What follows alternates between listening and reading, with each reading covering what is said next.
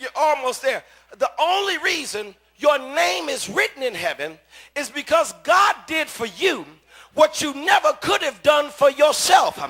And whenever you walk into the house of God, don't shout over the stuff you could have done by yourself, but look back over your life and recognize that there are some things that went down that only the Lord could have done for you. Only God could have done that. Only the Lord woke you up. Only the Lord kept you in your right mind. Only the Lord gave you strength. Only the Lord walked with you. Only the Lord answered your prayer.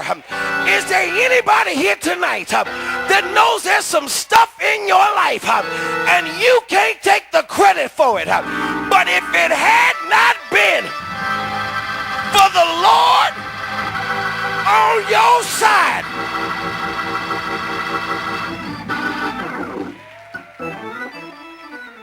don't shout over something you could have done by yourself, but rather rejoice that God has done something for you that you could not do for yourself. Okay, can I just make it plain? Don't shout because you got a new car. Anybody with credit can get a new car. Rejoice that God kept you from that accident that would have taken your life, because that's what God did. Don't rejoice that you got a new job. Anybody with a degree can get a job.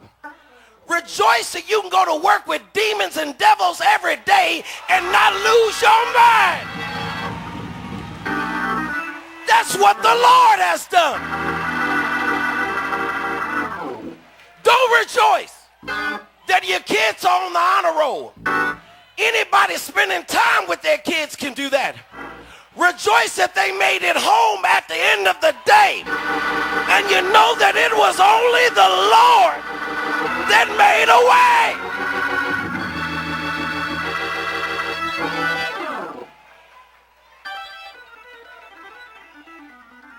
Can I push this just a little bit? Here's the problem. Keisha, they come back to Jesus and listen to what they say. The demons are subject to us.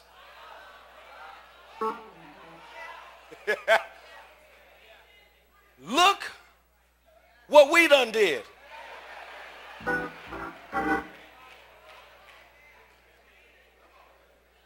And notice what Jesus says. We got to get deep for a minute. Jesus says, I saw Satan fall from heaven like lightning. Now you must remember that Satan was originally Lucifer the angel, who was cast out of the divine presence prior to the creation of the heavens and the earth.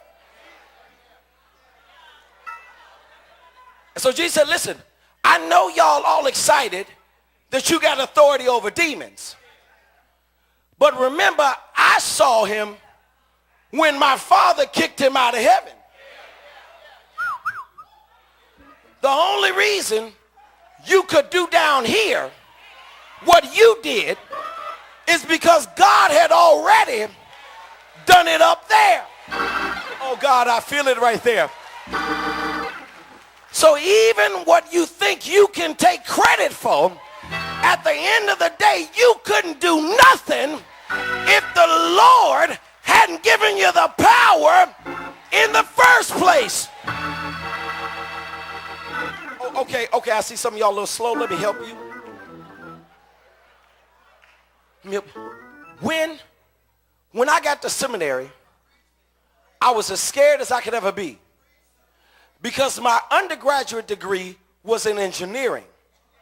And in engineering, we didn't have to read much. We read a chapter and work problems out all night long. And so I'm scared going into the orientation, because now I got to write papers and read books. And in the orientation, Doc, they told us that the highest crime in the academy is called plagiarism. I'm an engineer. I don't know what plagiarism is. Y'all got to explain this to me. And the dean said, this is what plagiarism is. Whenever you take credit for something that you did not do by yourself, whenever you act like you did it, but you know that you got it from somebody else, then you better give credit to the one that you got it from in the first place. Come on, let me bless you real quick.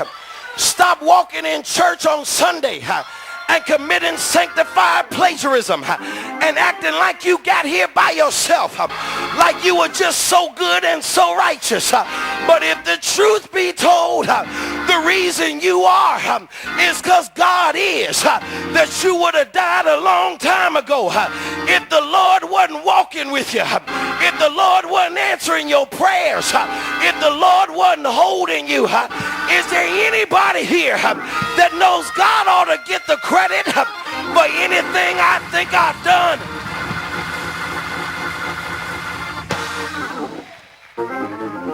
So you know what they teach you to do?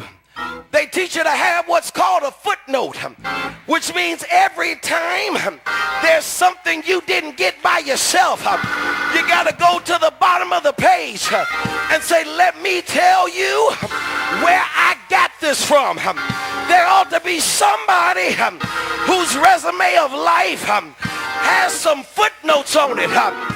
When I wake up in the morning, got to put a footnote. Great is thy faithfulness. When the Lord allows me to move on up a little higher, got to have a footnote. If it had not been for the Lord on my side, whenever I get a new thing, gotta have a footnote. Amazing grace, how sweet the sound that saved a wretch like me.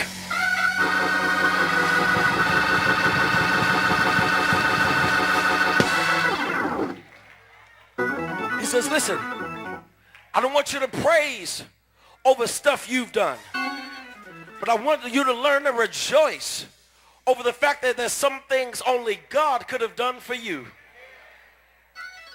But then he says, watch this. When you praise over demons being subject to you, you're praising over things that are seen.